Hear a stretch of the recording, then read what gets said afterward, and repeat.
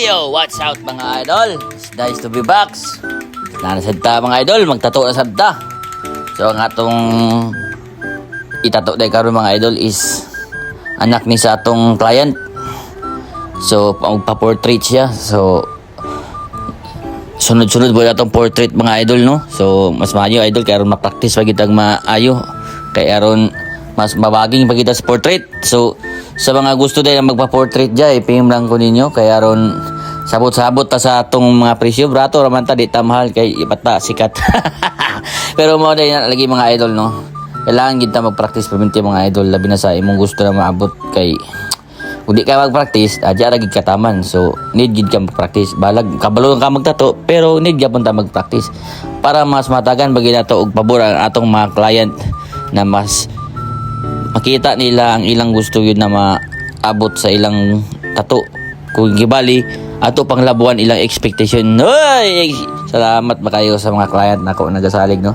So mo din ni mga idol, ang atong portrait karon is portrait na black and gray, which is ang akong gaganahan kay ganang gigog black and gray kay aside na sayon ra i tirada kay one tone ra mas dili kapoy kaysa colored, just di kay ko kabalo sa colored, pero ga portrait ya punta, which is magtuon gid ta.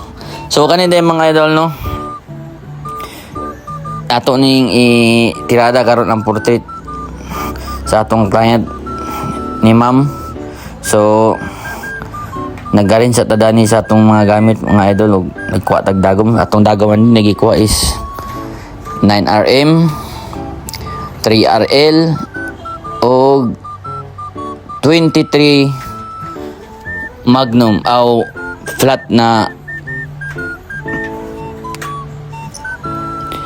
dagom kay para pang butang sa background o sa buhok padali ra. Pero sa dagway diktor ang 9RM ra kung gagamiton. So kanina session mga idol is niabot rin ni 3 hours. So mas ingan ra gid paminti akong gakakuan sa one portrait 3 hours gina maximum nako makuha. So pag mo tato og portrait di po ko kanang gamay kayo, mga sakto-sakto ra pod, mga 3x4 or 4x4 kana ingana kada ko. So dani idol sugod ta warike. Ug sawa na gidugay nato mga idol, ato na kanyang gipaspasan pagtirada ang atong kuan portrait.